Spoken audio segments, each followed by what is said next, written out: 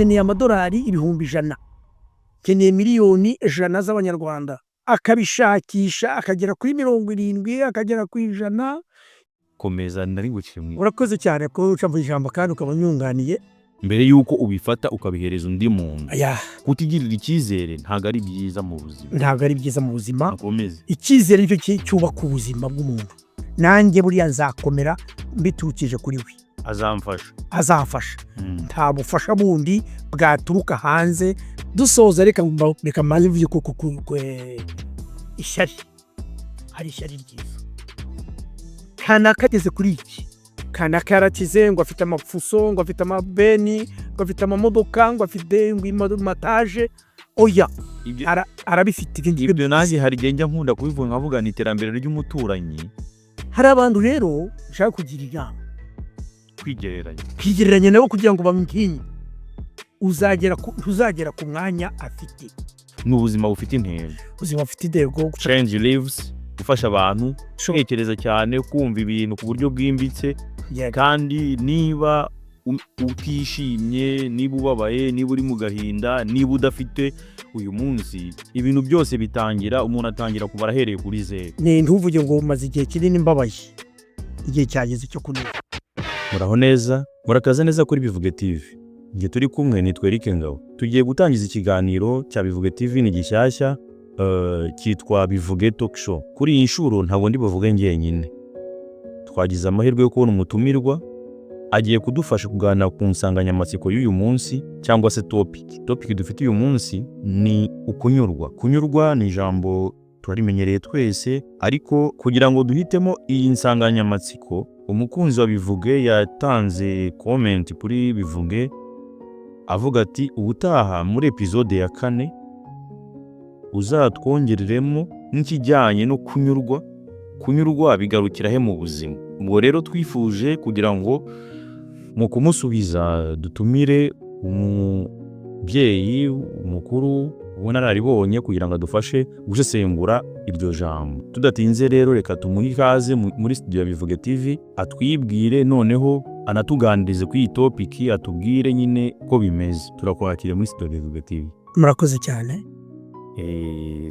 Ubwo rero ndagira ngo tuguhe ijambo udusobanurire cyangwa se udusubirize mu magambo yawe bwite uyu muvandimwe watubaje kino kibazo. Murakoze cyane. Izina ryanjye nitwa Ndezirya Theogene, bakunda kwita General de Fao. Iryo zina General de Fao niryo bambimbye. General de Fao ntimutekereze ko ari umukongomani k'umucuranzi. General de Fao ni umwana w'umunyarwanda uvuka ahantu bita Kamembe. Hari ikibazo cyabajijwe ko umuntu ashobora kunyurwa kugeza ryari, bitangira ryari bikageza ryari. Ndagira ngo rero tuganire, ikiganiro cyacu cyabagezaho uko twebwe tubyumva, namwe muzatubwire uko bimeze, muzatubwire uko mubyumva, kandi muzakande kuri sabona cyangwa subscribe kugira ngo mujye muhora mubona ibiganiro biturutse kuri Bivuge. Ndagira ngo rero tutangire tuganira, umuntu ashobora kunyurwa kuko abantu baranyurwa cyangwa ntibanyurwa. Abantu baranyurwa, abandi ntibanyurwa.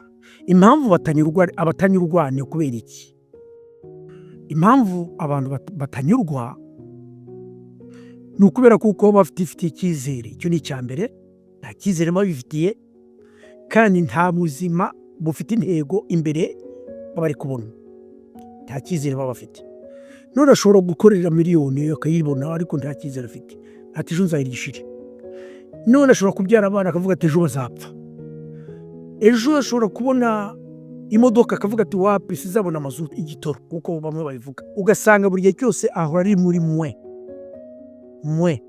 Ugasanga umuntu ahora ahangayitse, nta mutima utuje, akabara ngo gusenga avuga ati nkeneye gutunga miliyoni y'amanyarwanda, nkeneye amadolari ibihumbi 100, nkeneye miliyoni 100 z'abanyarwanda. Akabishakisha akagera kuri 70, akagera ku 100, yamara kuzibona noneho agahangayika kurenza uko yari ameze atarafite ibihumbi 10. Agahangayika, amafaranga azashiraho, ibintu bizagera gutya, nindamera gutya, nindicisha inzara, amafaranga azashira. kandi ntiyizere ko muri we mu kuboko kwe harimo imbaraga, harimo ubushobozi bwo kubona bwo kunyurwa, kubona ibyo akeneye byose. Nimba wakoreye wabonye ubushobozi bwo kugera ku kintu, kuki utazagera ku kigisumba? Nimba warageze mu rwego runaka, kuki utazagera mu ruri hejuru yarwo? Nimba waravutse ukagira imyaka 10 ukiga amashuri abanza, kuki utazagera muri universite? Kuki wumva ko bidashoboka? Wowe buri gihe cyose uhora uri muri negatifu, nta gihe na rimwe wizera ngo biri muri plus cyangwa positifu. Wowe uri muri negatifu gusa buri gihe cyose. Uko ubitekereza niko umutima wawe ugenda ugushyira ahantu habi, ukumva ko igihe cyose ari agahinda n'ibibazo gusa. Ntabwo ushobora kwizera ko ugiye kubona umunezero. Buri gihe cyose uvuga ngo nuko bibaye gutya none, ariko sinzi ko ejo bizaba bimeze. Uko bizaba bimeze ejo ni byiza, ugomba kwizera ko imbere hari byiza kurusha ibyo aho uvuye. Hari umuhanzi waririmbye ngo isi igizwe n'imisozi n'ibibaya, ntabwo ariko bizahora. Biriho uyu munsi ejo birahinduka. Niba uyu munsi wishimye ejo ushobora kubabara, nimba wabaye uyu munsi ejo ushobora kwishima.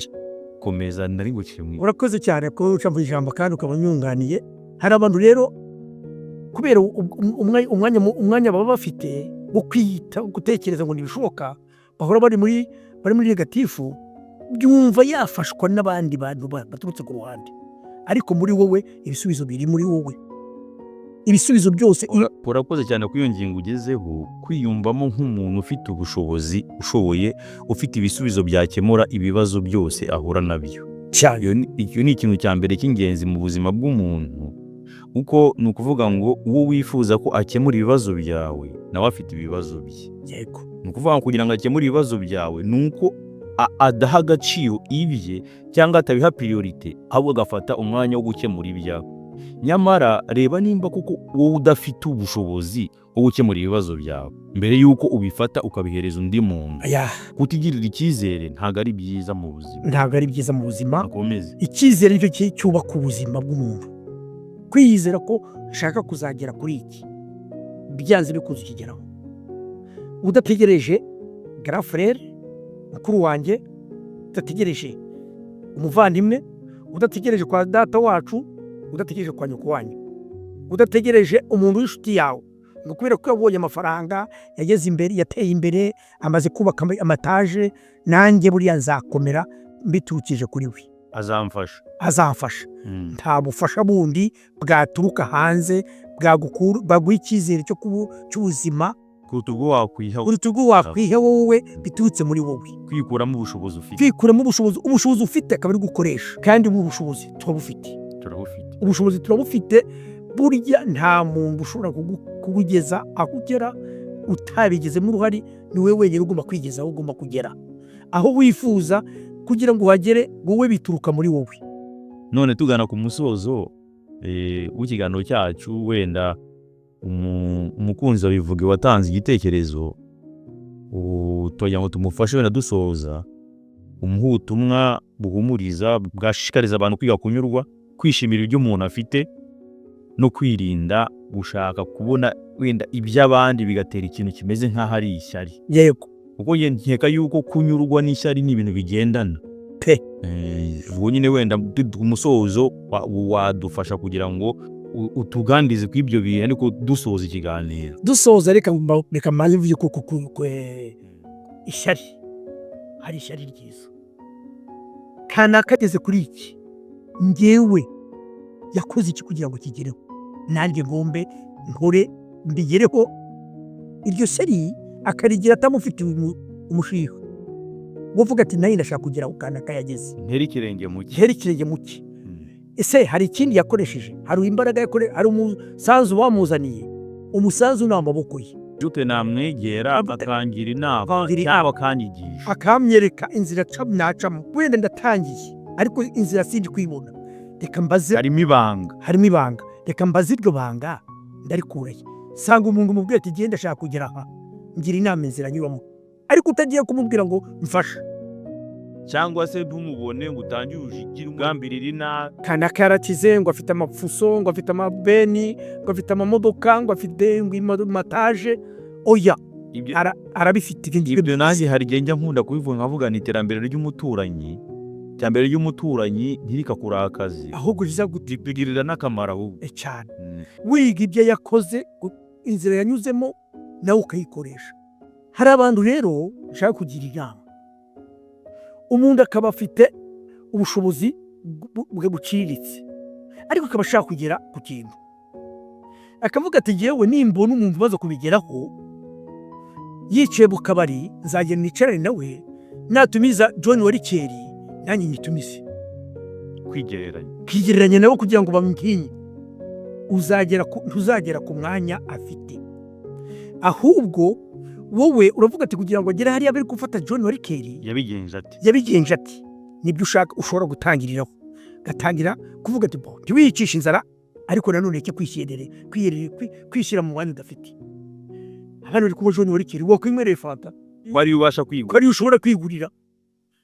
Kora ubushobozi ufite, urgira ishoboka. Icyizere nguhaye nuko nufata iyo ntumbero nziza uzabigeraho, none ujye ubona nawe hari abantu bwire gufasha, aho kugira ngo ufashwe, ahubwo ukabura gufasha abandi cyane. Kandi ntabwo nkubwiye ngo ndakubeshye, uzabigerageza uzabibona.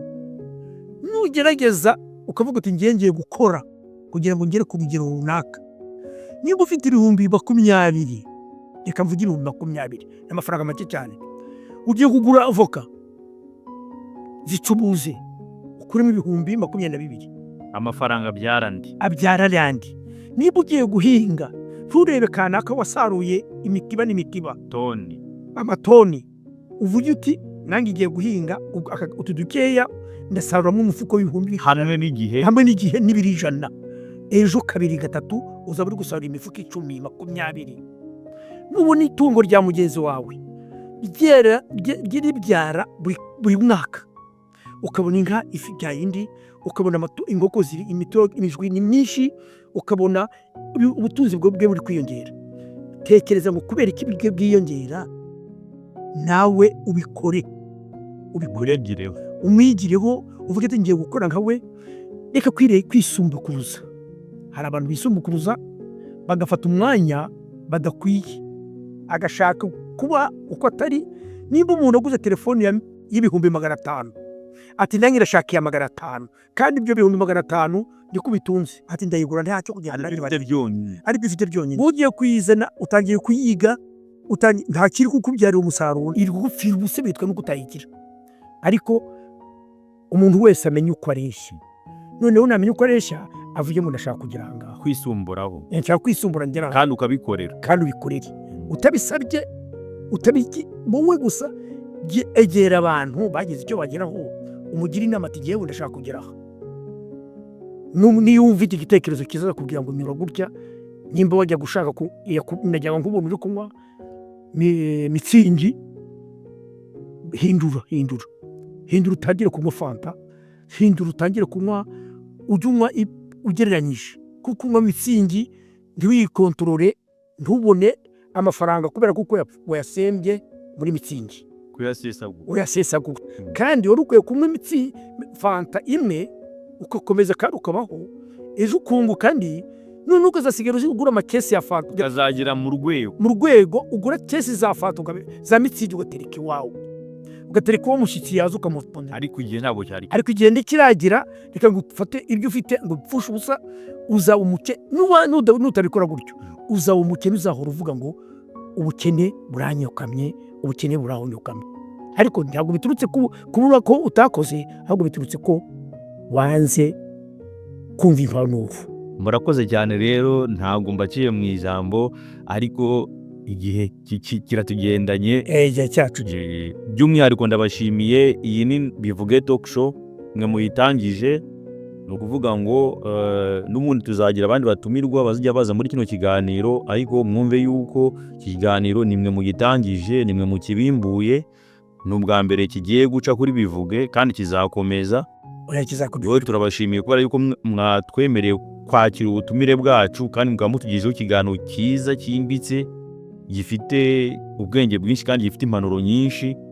Ni mubona n'akanya imiryango irafunguye n'ubundi ku yandi matopike muzakomeza mudufashe cyane rwose, kuko objectif yacu cyangwa se tugambiriye ni ubuzima bufite intego, ubuzima bufite intego, change lives, gufasha abantu gutekereza cyane, kumva ibintu ku buryo bwimbitse, kugera ku nzozi z'umuntu. ntawubuke. Nabona abantu bari bicaye ahantu bari kwinezeza, avuga ati nanjye nabajyamo, kandi udafite ubushobozi bwo kubikora. Kandi niba utishimye, ubabaye, niba uri mu gahinda, niba udafite uyu munsi, menya ko atari ko bizaba. Niko bizabona, ejo uzaba unezerwa, Ejo bizaba byiza. Ibintu byose bitangira, umuntu atangira kubara ahereye kuri zero. Ntuvuge ngo maze igihe kinini mbabaye, igihe cyageze cyo kunezerwa.